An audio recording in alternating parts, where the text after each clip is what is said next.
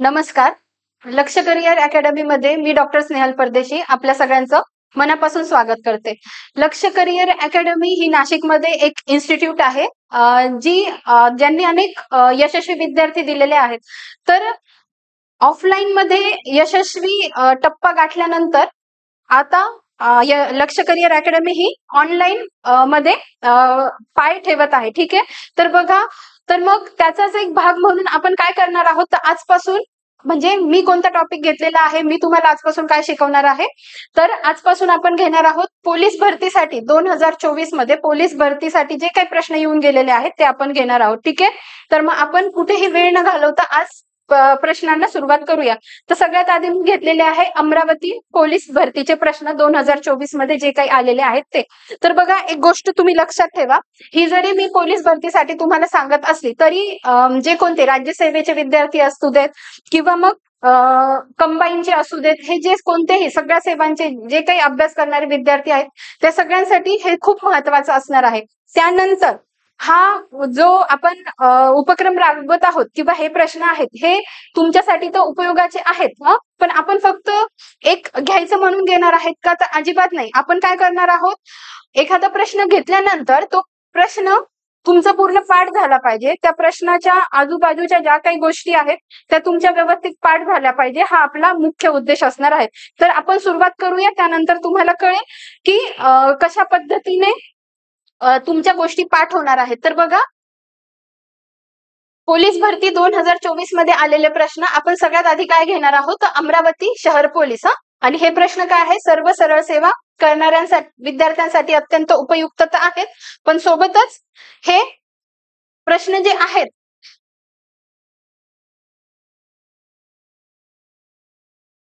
हे जे प्रश्न आहेत हे राज्यसेवा कंबाईन या सगळ्या विद्यार्थ्यांसाठी खूप महत्वाचे आहेत. तर बघा, पहिला प्रश्न आपण घेऊया. तर पहिला प्रश्न काय आहे, प्रश्न विचारला काय आहे, कथ्थक हा नृत्य प्रकार कोणत्या राज्याशी संबंधित आहे. तर कोणत्या राज्याशी संबंधित आहे, तर बघा, मी प्रत्येक वेळेस तुम्हाला इमेजेस पण दिलेले आहेत. इमेजेस देण्यामागचं कारण काय आहे, तर जे कोणी म्हणजे पिक्टोरियल फॉर्मॅटमध्ये जर तुम्ही काही गोष्टी लक्षात ठेवल्या तर निश्चितच तुम्हाला त्या गोष्टी व्यवस्थित लक्षात राहतात. तर बघा, कथ्थक म्हणजे युपीएससी मध्ये बघा, युपीएससी मध्ये सुद्धा किंवा आपल्या एमपीएससी मध्ये सुद्धा आपल्याला काही गोष्टी माहिती पाहिजे. फॉर एक्झाम्पल, जसं आदिवासी जमाती आपल्याला विचारलेल्या होत्या आणि मग एमपीएससीने काय केलं होतं, आदिवासी जमातींचे चित्र द्यायला सुरुवात केली होती आणि त्यानंतर काय केलं होतं की मग ही आदिवासी जमात कोणती आहे, त्यामुळे आपण तेव्हापासून चित्र बघायला लागलो. तसंच आपल्याला ह्या पण गोष्टी माहिती पाहिजे. तर बघा, एक गोष्ट लक्षात ठेवा, हे काय आहे, हे कथ्थक नृत्य प्रकार आहे. तर बघा, त्यांनी विचारलं काय आहे, कथ्थक हा नृत्य प्रकार कोणत्या राज्याशी संबंधित आहे, तर उत्तर प्रदेश राज्याशी संबंधित आहे, हे एक लक्षात ठेवा.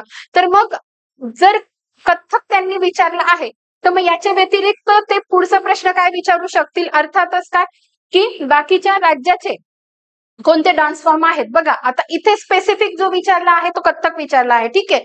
तर मग आणि कथ्थक काय आहे, तर जे 8 इंडियन क्लासिकल डान्सेस आहे, 8 इंडियन क्लासिकल डान्सेस आहे इंडियाचे, त्याच्यातला हा एक प्रकार आहे. मग त्यामुळे तुम्हाला आता काय बघावं लागेल की बाकीचे सगळे 8 जे क्लासिकल डान्सेस आहे ते कोणत्या राज्याचे आहे, ह्या सगळ्या गोष्टी तुम्हाला नीट बघाव्या लागतील. तर बघा, लक्षात ठेवताना कसं ठेवायचं मी ते तुम्हाला नीट सांगते. तर बघा, लक्षात ठेवताना काय करायचं, आपल्या ज्या 8 दिशा आहेत त्या दिशा आधी अशा ड्रॉ करून घ्यायचं. हे फक्त मी तुम्हाला समजावून सांगण्यासाठी सांगते आहे. एकदा का तुम्हाला हे समजलं की तुमचे 8ही क्लासिकल डान्स फॉर्म पूर्ण पाठ होऊन जातील. बघा, तर हे जे 8 दिशा आपण दाखवल्या आहेत, आता आपण 8 क्लासिकल डान्सेस बघणार आहोत. तर मग उत्तरेकडची दिशा जी आहेत, ही जी उत्तरेकडची दिशा आहे तिथे आहे एक राज्य, नंतर नॉर्थ ईस्ट कडे आहेत 2 राज्य, ईस्ट कडे आहे एक राज्य आणि साऊथ कडे आहे 3 राज्य. साऊथ कडे किती आहेत, 3 राज्य, पण डान्स फॉर्म आहेत 4. बघा, मी तुम्हाला सांगते. आता वरचं जे नॉर्थचं एक राज्य आहे ते कोणतं आहे, यूपी, आणि त्याचा डान्स फॉर्म कोणता आहे, कथ्थक. ठीक आहे. एवढं लक्षात राहील, जो प्रश्नातच तुम्हाला विचारलेला आहे कथ्थक. त्याच्यानंतर जो दुसरा डान्स फॉर्म म्हणजे दुसरे जे 2 राज्य आपल्याला बघायचे आहेत ते कोणते आहेत, बघा, एक आहे, आता ही कोणती दिशा आहे, ते नॉर्थ ईस्ट म्हणजे 7 सिस्टर्स. ठीक आहे. नॉर्थ कडचं एक राज्य आपण घेतलं, हे तुमच्या लक्षात राहील. नॉर्थ कडचं कोणतं, उत्तर प्रदेश राज्य. आता आपण वळालो कुठे आहोत, तर नॉर्थ ईस्ट कडे म्हणजे ईशान्य भारताकडे वळालो आहोत. तर मग तिथले कोणते, एक मणिपूर आणि एक कोणतं, आसाम. हा, तर मग बघा, आसाम, मणिपूर आणि आसाम. मणिपूरचं कोणतं आहे, तर मणिपुरी. हा, मणिपुरी. आणि त्यानंतर आसामचं कोणतं आहे, तर सत्रिय. हे मी लक्षात कसे ठेवायचे हे पण तुम्हाला नीट सांगणार आहे. हा, सत्रिय. हे दोन लक्षात राहिले. आता ईस्ट कडचं हे बघा, नॉर्थ झाली, नॉर्थ ईस्ट झाली. ईस्ट मध्ये कोणतं राज्य आहे, ओडिशा. ओडिशाचं कुठलं, ओडिसी. राहील हे लक्षात, ओडिसी. त्याच्यानंतर साऊथला मी सांगितले 3 राज्य, पण डान्स फॉर्म आहेत किती, 4. तर मग बघा, साऊथला कोणतं, एक केरळ, त्याच्यानंतर एक तामिळनाडू आणि एक कोणतं राहील, तर आंध्र प्रदेश. राहतील एवढे लक्षात. पण केरळमध्ये कोणते डान्स फॉर्म आहेत, 2 आहेत. कोणतं आहे, एक आहे बघा, एक आहे मोहिनी अट्टम, मोहिनी अट्टम, आणि एक आहे कोणतं, कथकली. ठीक आहे, कथकली. तामिळनाडूचं आहे भरतनाट्यम, भरतनाट्यम. आणि आंध्र प्रदेशचं काय आहे, कुचिपुडी. बघा, याच्यावरून तुम्हाला ह्या गोष्टी तर कळाल्या का बाळांनो, मी काय सांगते आहे. जर आपल्याला पोलीस भरतीला हा प्रश्न विचारलेला आहे की कथ्थक हा नृत्य प्रकार कोणत्या राज्याशी संबंधित आहे, तर उत्तर प्रदेश या राज्याशी संबंधित आहे. ठीक आहे, मग त्याच्याशी रिलेटेड आपल्याला हे कळालं की त्यांनी बाकीचे डान्स लोकनृत्य विचारले आहेत का, तर अजिबात नाही. त्यांनी काय विचारलं आहे, 8 इंडियन क्लासिकल डान्सेस विचारले आहेत. बरोबर, मग आपण त्याच्यावरच फोकस करणार. मग तुम्हाला काय माहिती पाहिजे, बाकीचे 8 इंडियन क्लासिकल डान्सेस कोणते आहेत, आता आपण ते बघणार आहोत. बघा, मग मी काय सांगितलं, ह्या 4 दिशा, जेव्हा ह्या 4 नाही, ह्या 8 दिशा जेव्हा आपण लिहून घेतला, त्याच्यानंतर आपल्याला काय कळतं की बाकीच्या ज्या दिशांना नाहीये त्यांचा संबंधच येत नाही. ही डायग्राम लक्षात ठेवली की नॉर्थला 1, नॉर्थ ईस्टला 2, ईस्टला 1 आणि साऊथला 3, पण डान्स फॉर्म आहेत 4. आता बघा, युपीचं कथ्थक आहे, हा प्रश्न विचारलेला आहे, त्यामुळे ही गोष्ट आपल्याला माहिती पाहिजे. त्याच्यानंतर बघा, हे कसं लक्षात ठेवायचं, आता असे 2 नृत्य प्रकार लक्षात ठेवा की जे त्या राज्याच्या नावावरूनच आहेत. ठीक आहे, त्या राज्याच्या नावावरूनच ते डान्स फॉर्म आहेत, एवढे लक्षात ठेवा. मग कोणते, मणिपूरचं काय आहे, मणिपुरी. राहतं लक्षात, मणिपूरचं काय आहे, मणिपुरी. आणि ओडिशाचं काय आहे, ओडिशी. म्हणजे हे 2 तर लक्षात राहिले, झालं, 2 इलिमिनेट झाले. आता बघा, आसाम, आपण आसामचं स्पेलिंग लिहिताना काय म्हणतो, ASSAM, आसाम. ठीक आहे, आसाम लिहितो. ए नंतर लगेच एस येतो ना, मग ए नंतर लगेच एस येतो, तर मग काय झालं, सत्रिय. सत्रिय राहील लक्षात, हे झालं. आणि नंतर साऊथचे 3 राज्य, त्याच्यातलं बघा, तमिळनाडू. माझं कसं लक्षात राहिले सांगू का, तमिळनाडू, मी लहान असताना मला भरतनाट्यमचा क्लास लावलेला होता. ठीक आहे, मला येत नाही भरतनाट्यम, पण मी लहान होती तेव्हा मला भरतनाट्यमचा क्लास लावला होता. मग मला त्याच्यावरून लक्षात राहतं की तामिळनाडूचं कोणतं आहे, तर भरतनाट्यम. आंध्र प्रदेशचं कोणतं आहे, कुचिपुडी आहे. लक्षात कसं ठेवायचं बघा, कुचिपुडी. तर आंध्र प्रदेशसाठी मी नेहमी ट्रिक काय करत असते, आंध्र प्रदेशसाठी, तर आंध्र प्रदेशसाठी ट्रिक असते की आंध्रचं घेते आंधी.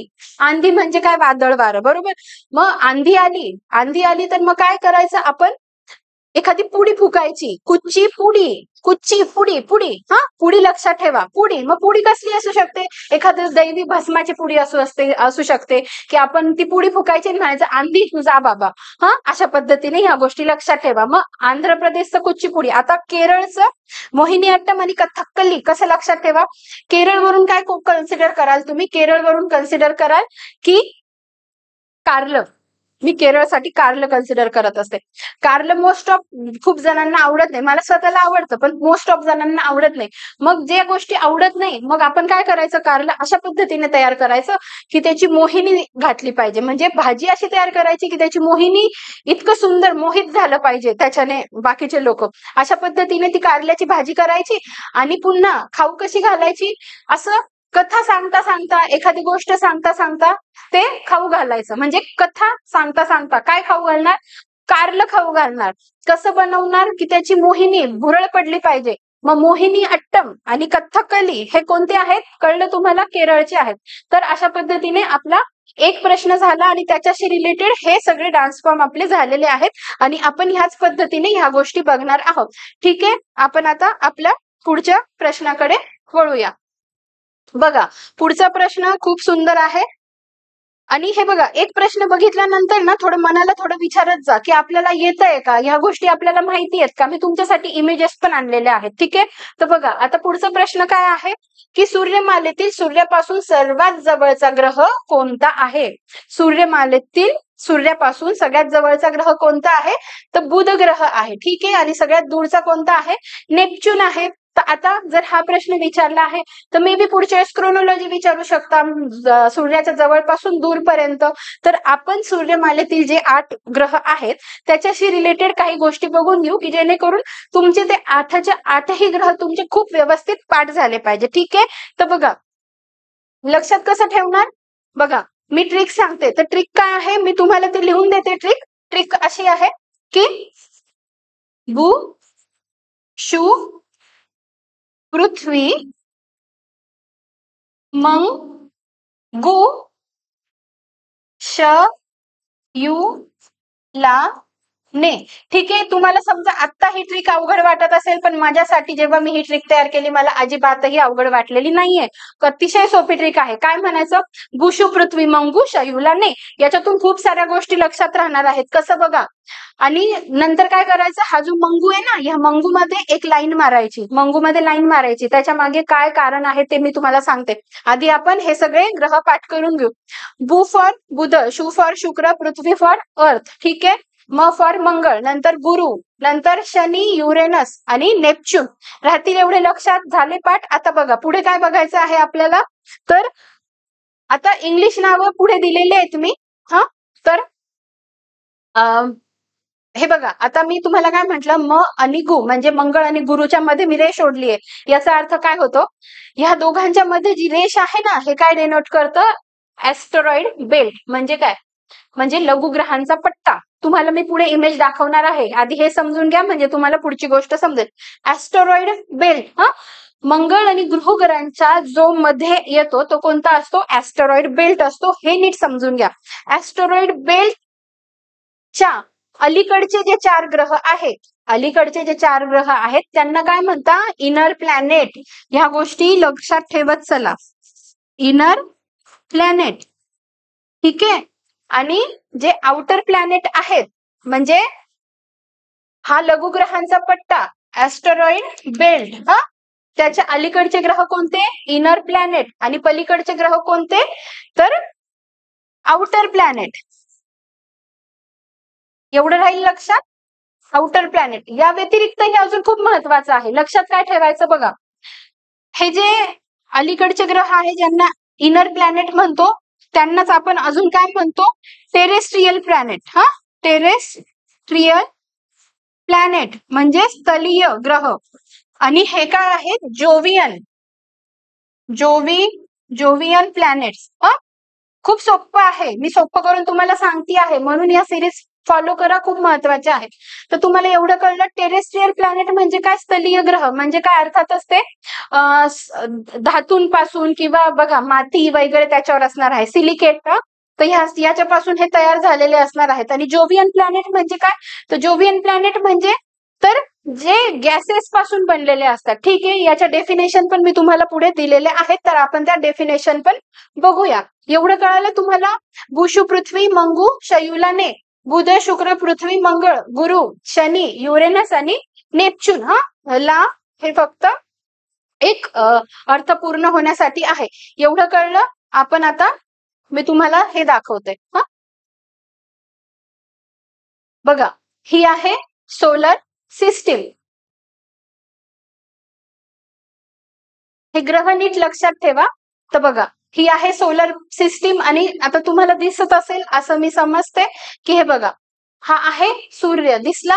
हा आहे सूर्य. मग त्याला सगळ्यात जवळचा ग्रह कोणता आहे मर्क्युरी. त्याच्यानंतर भू शु फॉर शुक्र म्हणजे व्हीनस. भू शु पृथ्वी अर्थ. भूषु पृथ्वी मंग हा मंगळ. झाले हे 4 ग्रह काय झाले हे झाले टेरेस्ट्रियल प्लॅनेट. विसरू नका. आणि त्यांच्यामध्ये मी काय सांगितलं ऍस्टेरॉइड बेल्ट सांगितलं. हा दिसतोय. मग नंतर भूषु पृथ्वी मंग गु फॉर ज्युपिटर, श for Shani Saturn, you for Uranus आणि ने फॉर नेपच्यून. राहील एवढं लक्षात? तर मग हेच मला तुम्हाला सांगायचं होतं. आणि ह्या ऍस्टेरॉइड बेल्टच्या अलीकडचे जे कोणते आहेत, अलीकडचे कोणते आहेत टेरेस्ट्रियल प्लॅनेट आणि पलीकडचे कोणते आहेत जोवियन प्लॅनेट, यांच्या डेफिनेशन मी पुढे दिलेल्या आहेत, त्या तुम्हाला मी दाखवते. ठीक आहे, फक्त सध्या एवढं तुम्ही नीट लक्षात ठेवा. बघा, आपण आता डेफिनेशन वाचून घेऊ. तुम्हाला फक्त समजण्याशी मतलब आहे. ज्यांना इन डिटेल थोडा स्टडी करायचा असेल ते नक्कीच हे वाचू शकतात. बघा, a terrestrial planet is a celestial body. Celestial म्हणजे काय? खगोलीय किंवा अवकाशीय ग्रह. Celestial body primarily composed of silicate rocks and metals featuring a solid surface and a metallic core, also known as rocky or telluric planets. They are earth-like. काय म्हटलंय? Earth-like in their structure, differing significantly from gas giants. In our solar system, the 4 terrestrial planets are Mercury, Venus, Earth and Mars. राहील लक्षात? आता बघा, आता बघणार आहोत Jovian planet. आता समजायला सोपं जात असेल ना, कारण मी ऑलरेडी तुम्हाला हे सगळं व्यवस्थित समजावून सांगितलेलं आहे. बघा, Jovian planets also known as gas giants are large outer planets that are similar in structure to Jupiter. इथे काय म्हटलं होतं? सिमिलर अर्थ लाईक. इकडे काय म्हटलंय? Jupiter. And primarily composed of gases like hydrogen and helium. हे नीट लक्षात ठेवा, hydrogen and helium. The 4 Jovian planets in our solar system are Jupiter, Saturn, Uranus and Neptune. They are characterized by their massive size, thick atmosphere, the absence of solid surface and often possess ring systems and numerous moons. ठीक आहे, ring system and numerous moons. समजलं असेल ना तुम्हाला? आता आपण पुढच्या slide कडे वळूया. बघा,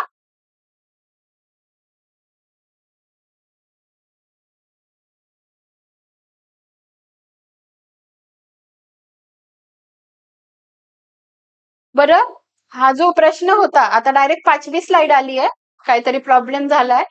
तर मग बघा, हे जे होतं ना, हा प्रश्न काय होता की बरं ठीक आहे, हे जाऊ देत. आपण पुढच्या प्रश्नाकडे वळूया. शक्ती स्थल. प्रश्न काय होता? बघा, प्रश्न काय होता की शक्ती स्थळ हे कोणाचे समाधी स्थळ आहे? शक्ती स्थळ हे कोणाचे समाधी स्थळ आहे? तर कोणाचं आहे? इंदिरा गांधीजींचं, जे कुठे आहे? दिल्लीमध्ये आहे. जर याच्यावर प्रश्न विचारलेला आहे तर मग आपलं काय काम असेल की इतर जे कोणाचे समाधी स्थळ आहे ते सगळे समाधी स्थळ बघून घ्यायचे. तर बघा, तर आपण बाकीचे समाधी स्थळ बघून घेऊया. तर इंदिरा गांधींचं दिल्ली. तर मग ट्रिक काय केलेली आहे मी? इंदिरा गांधी या शक्तिशाली महिला होत्या. इंदिरा आणि होत्याच ना त्या. मग त्यांचं समाधी स्थळ काय आहे? शक्ती स्थळ. इतकं सोपं आहे, ही ट्रिक आहे. इंदिरा गांधी या शक्तिशाली महिला होत्या, हे शक्ती स्थळ हे कोणाचं आहे? इंदिरा गांधीचं. ही झाली ट्रिक. आता आपण इतर बाकीच्यांचे बघू. तर बघा, मोरारजी देसाई यांच्याला काय म्हणता? अभयघाट. आणि त्याची ट्रिक काय आहे? तर मोराला अभय, एक मोर आहे आणि त्या मोराला काय दिलं? अभय दिलं. अभय. मग मोराला अभय, मोराला वरून काय? मोरारजी देसाई आणि अभय वरून काय? अभयघाट. नंतर जगजीवन राम यांचं काय आहे? समता स्थळ. त्याची ट्रिक काय आहे? जगात जीवनात समता पाहिजे. बघा, ह्या जगात जीवनात समता पाहिजेच ना, का विषमता पाहिजे तुम्हाला? समता पाहिजे ना. मग जगात जीवनात समता पाहिजे, इतकं सोपं आहे. मग जगात जीवनात वरून काय? जग जीवन आणि समता वरून काय? समता स्थळ. पुढे बघा, चंद्रशेखर यांच्या समाधी स्थळाचं नाव काय आहे? तर चंद्रशेखर यांच्या समाधी स्थळाचं नाव आहे जननायक. मग आपण लक्षात कसं ठेवणार? जे रिव्हॉल्युशनरी लीडर्स होते किंवा जे क्रांतिकारक होते, तर ते जे क्रांतिकारक होते, त्या क्रांतिकारक कोण? चंद्रशेखर आझाद. त्यांच्यावरून आपण एक लक्षात ठेवूया की चंद्रशेखर जननायक, त्यांच्या समाधी स्थळाचं नाव जननायक. मग आपण लक्षात कसं ठेवणार? चंद्रशेखर आझाद जे क्रांतिकारक होते, चंद्रशेखर आझाद काय बनून गेले? जननायक बनून गेले. जननायक. नायक म्हणजे काय? हिरो, रिव्होल्युशनरी होते, ते क्रांतिकारक होते आणि ते काय बनून गेले, जननायक बनून गेले. उद्या तुम्हाला विचारलं जननायक हे कोणाचं समाधी स्थळ आहे, तुम्हाला लक्षात राहील ना आता की मॅडमने सांगितलं होतं की चंद्रशेखर हे जननायक बनून गेले. तर मग जननायक हे समाधी स्थळ कोणाचं आहे, तर चंद्रशेखर यांचं आहे. त्याच्यानंतर बघा डॉक्टर राजेंद्र प्रसाद यांचं कोणतं आहे, महाप्रयाण घाट, जे पटना बिहार मध्ये आहे. तर ट्रिक कसं लक्षात ठेवायची, प्रसाद घेऊन महाप्रयाण केले, महाप्रयाण केलं पण आधी काय घेतलं, प्रसाद घेतला, प्रसाद घेऊन महाप्रयाण केले. ठीक आहे. आता सांगा, आपण आता पाहिलं अभय कोणाला दिलं, मोराला दिलं. अशा गोष्टी लक्षात ठेवा, अभय कोणाला दिलं, मोराला दिलं. शक्तिशाली कोण आहेत, इंदिरा गांधी. अशा गोष्टी, असे प्रश्न स्वतःलाच विचारायचे. म्हणजे ट्रिक जरी दिल्या ना बाळांनो, तरी त्या आपल्याला रिवाइज कराव्या लागतात. या गोष्टी तुम्ही लक्षात ठेवत चला. ठीक आहे.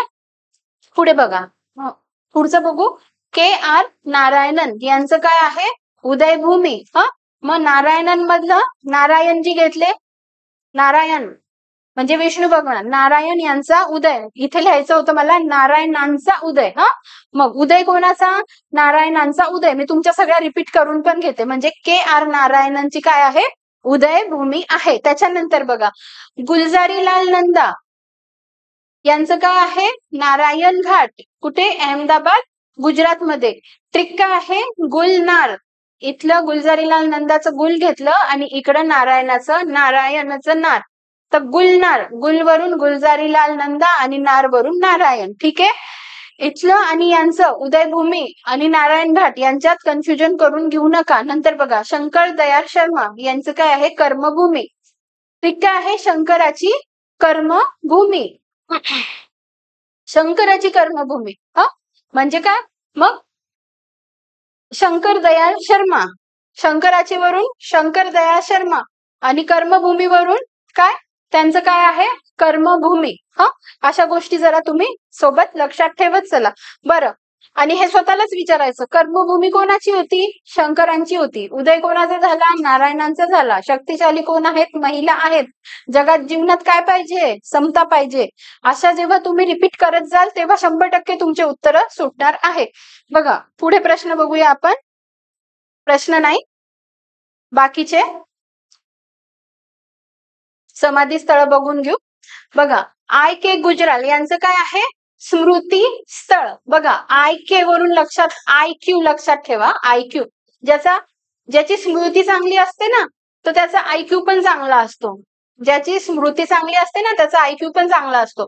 स्मृती वरून स्मृती स्थळ, IQ वरून IK गुजराल. त्याच्यानंतर चौधरी चरण सिंग यांचं किसान घाट. मोस्ट ऑफ जणांना लक्षात राहत असेल, पण तरी ज्यांच्या लक्षात राहत नसेल त्यांच्यासाठी चौधरीचा चौ आणि किसान घाटचा की घेतलेला आहे मी. तर मग काय लक्षात राहील, चौ फॉर चौधरी चरण सिंग, की फॉर किसान घाट. त्याच्यानंतर राजीव गांधी यांचं कोणतं आहे, वीरभूमी, जे कुठे आहे, दिल्लीला आहे. लक्षात कसं ठेवणार, तर राजीवचं राज घेतलं आणि वीरचं वीर घेतलं, वीरभूमीचं वीर घेतलं आणि काय शब्द केला, राजवीर किंवा रावी किंवा रवी. रावी, रा फॉर राजीव आणि वी फॉर वीरभूमी. कोणतंही तुम्ही लक्षात ठेवा, तुम्हाला जे सोपं वाटेल ते.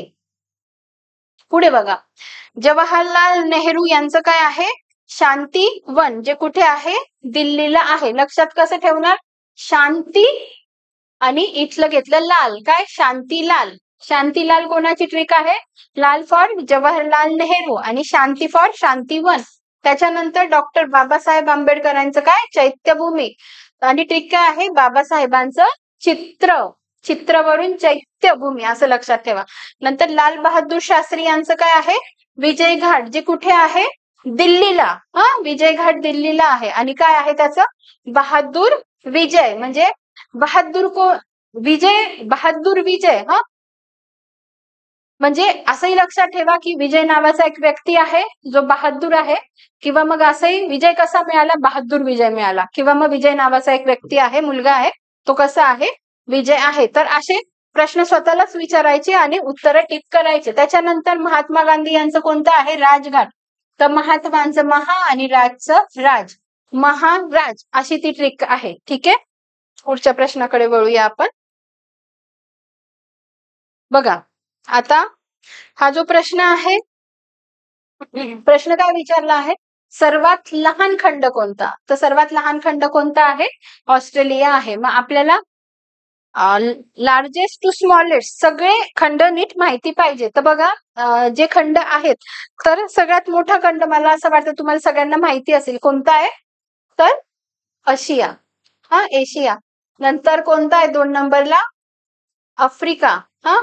त्याच्यानंतर नॉर्थ अमेरिका, त्याच्यानंतर साऊथ अमेरिका, त्याच्यानंतर अंटार्क्टिका, त्याच्यानंतर युरोप आणि त्याच्यानंतर ऑस्ट्रेलिया. लक्षात कसं ठेवायचं बघा, आधी आपला एशिया सगळ्यात मोठा आहे हे तर लक्षात राहील. त्याच्यानंतर पुन्हा एच घ्यायचा, पण तो आफ्रिका खंडातला. नंतर पण एच घ्यायचा, पण आधी नॉर्थ अमेरिका घ्यायचा. नॉर्थ अमेरिका, मग साऊथ अमेरिका, नंतर पुन्हा एच आहे, पण काय अंटार्क्टिका आहे. नंतर काय आहे, ई फॉर युरोप खंड, आणि नंतर ऑस्ट्रेलिया जो आहे तो सगळ्यात लहान खंड आहे. मी तुम्हाला ते सगळे खंड तुम्हाला इमेज दाखवणार आहे. ठीक आहे, बघा काय दिलेलं आहे, आपण वाचून घेऊ. बघा, ranked by size from largest to smallest are Asia, Africa, North America, South America, Antarctica, Europe and Australia.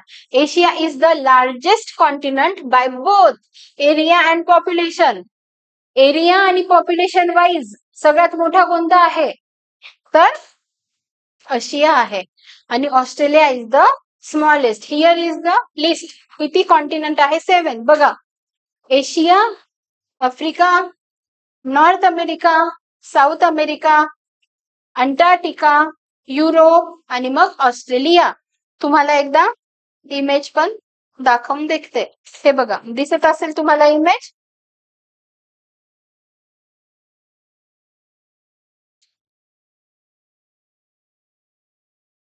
बघा, एशिया, त्याच्यानंतर आफ्रिका, त्याच्यानंतर नॉर्थ अमेरिका, नंतर साऊथ अमेरिका, नंतर अंटार्क्टिका, नंतर युरोप आणि त्याच्यानंतर ऑस्ट्रेलिया. राहील लक्षात. आपण वळूया पुढच्या प्रश्नाकडे. ठीक आहे, आता जर आपण हे बघितलं त्या अनुषंगाने मग मी एक विचार केला की असाही प्रश्न विचारू शकतात. जर त्यांनी खंड विचारले आहेत तर आपल्याला खंडांसोबत काय माहिती पाहिजे, तर खंडांसोबत आपल्याला जे महासागर आहेत, समुद्र आहेत ते पण माहिती पाहिजे, बरोबर. तर मग समुद्र कसे लक्षात ठेवायचे, तर त्याच्यासाठी ट्रिक बघा काय आहे. PAISA. P for Pacific, A for Atlantic, I for Indian, S for southern, A for Arctic. असा पैसा ही ट्रिक लक्षात ठेवा. मी इथे तुम्हाला ट्रिक पण लिहून दिलेली आहे. The largest to smallest ocean in the world are the Pacific, Atlantic, Indian, Southern and Arctic Ocean. The Pacific Ocean is the largest while the Arctic is the smallest and shallowest. म्हणजे Arctic जो आहे तो smallest आहे, पण काय shallow म्हणजे काय म्हणतात त्याला, उथळ पण आहे. या गोष्टी सोबत लक्षात ठेवत चला. Located around the North Pole, कोणता, Arctic. The Southern Ocean also known as the Antarctic Ocean is the 4th largest and surrounds Antarctica. मी तुम्हाला त्याची पण इमेज दाखवते आहे, म्हणजे तुमच्या लक्षात राहील. बघा,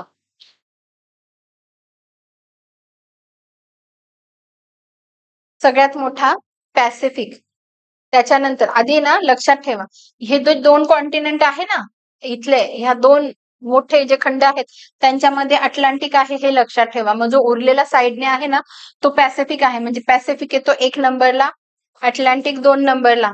मी ट्रिक काय सांगितली, PAISA.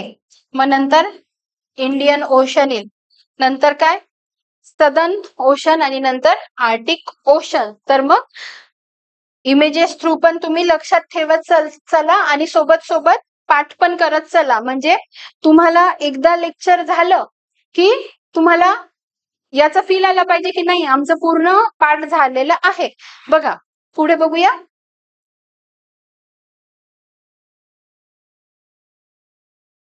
प्रभाकर साप्ताहिक कोणी सुरू केले, तर कोणी सुरू केले, भाऊ महाजन यांनी 1841 मध्ये प्रभाकर साप्ताहिक चालू केले. तर भाऊ महाजन त्यांचं पूर्ण नाव आपल्याला माहिती पाहिजे. खरं नाव गोविंद विठ्ठल महाजन किंवा कुंटे.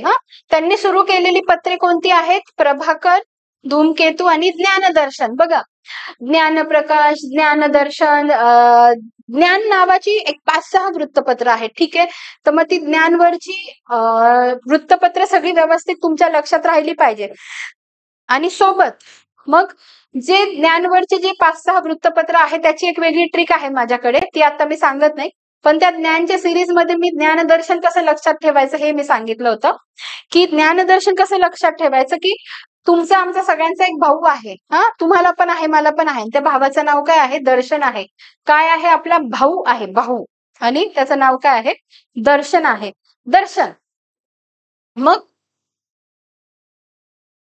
एक लक्षात ठेवा, ही ट्रिक कोणती आहे? जे ज्ञान नावाचे वृत्तपत्र आहे ना, ज्ञान दर्शन, ज्ञानोदय, ज्ञानप्रकाश, हे जे आहेत, ज्ञानोदय जसं रे हेनरी वेलंटन यांनी चालू केलं, त्याच्यासाठीही मी ज्ञानदर्शनसाठी काय लक्षात ठेवलं, की ज्ञानदर्शन हे कोणाचं आहे? भाऊ महाजन यांचं आहे ना. मग मी काय सांगितलं, तुमचा आमचा एक भाऊ आहे आणि त्याचं नाव काय आहे? दर्शन आहे.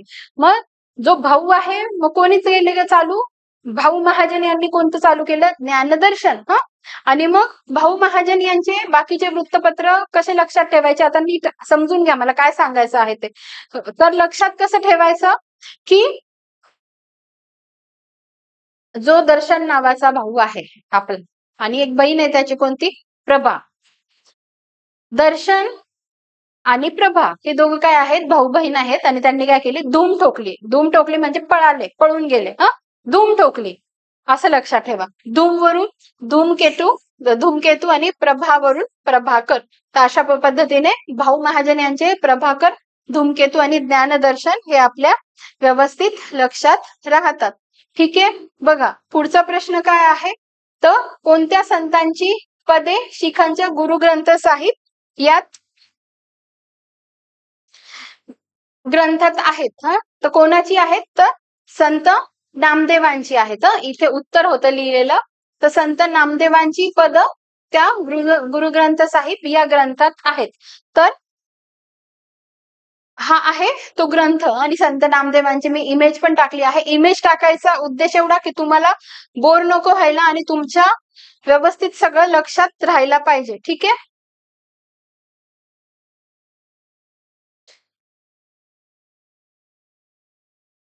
तर याच्यातले काही प्रश्न स्लाइड्स मधून स्किप झालेले आहेत. ऍक्च्युली टोटल 8 प्रश्न होते. आपले 8 प्रश्न झालेले नाहीयेत, काही प्रश्न स्किप झालेले आहेत. तर ह्या पद्धतीने माझी शिकवण्याची पद्धत असणार आहे.